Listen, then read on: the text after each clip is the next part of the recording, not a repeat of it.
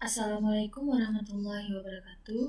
Nama saya Hilal Putri Purna dengan NIM 23021201183. Saya akan mempresentasikan bab 4 yaitu aspek perilaku pengendalian manajemen.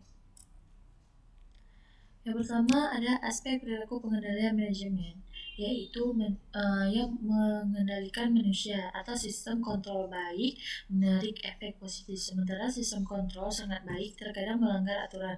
Oleh karena itu, sistem pengendalian harus memastikan bahwa tindakan yang diambil untuk mencapai tujuan kinerja individu konsisten dengan pencapaian tujuan organisasi.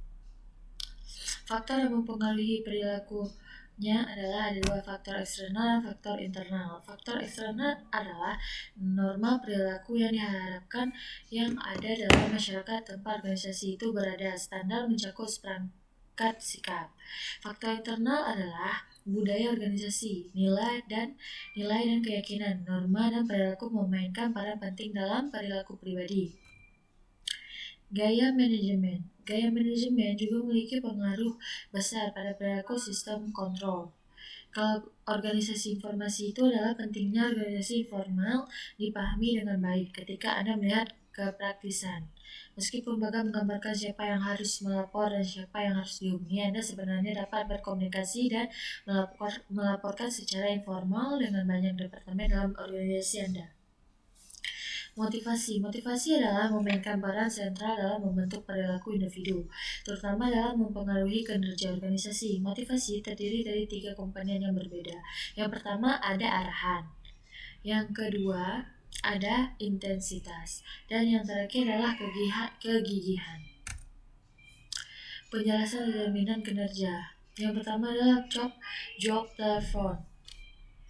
performance, yaitu adalah willingness to perform, opportunity to perform, capacity to perform.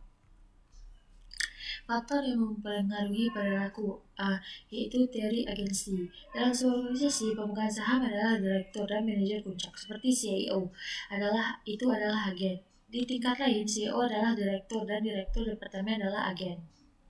Teori agensi dikonsep bahwa manajer dan agen memiliki referensi atau tujuan yang berbeda. Teori ini mengasumsikan bahwa semua individu bertindak dalam kepentingan mereka sendiri.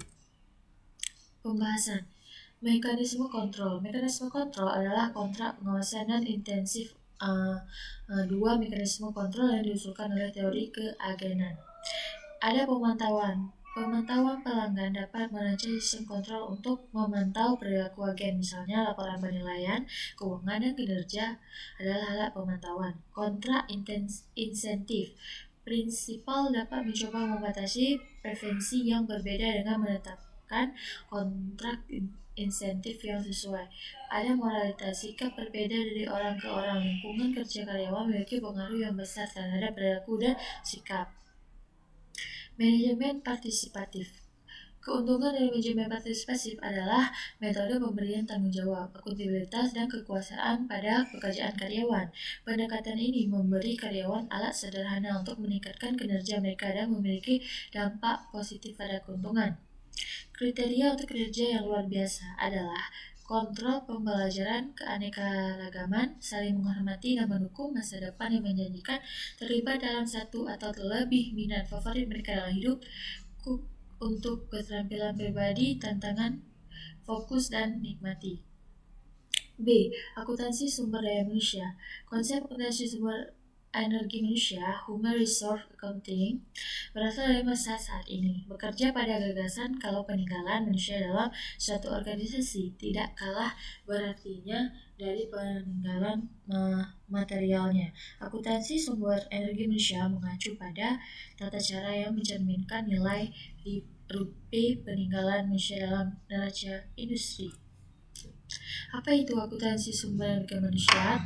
Yaitu Komite Asosiasi Akuntansi Amerika tentang Akuntansi Sumber Energi Manusia pada tahun 1973 sudah mendefinisikan akuntansi sumber energi manusia selaku proses mengenali serta mengukur informasi tentang sumber energi manusia serta mengomunikasikan data ini kepada pihak yang berkepentingan.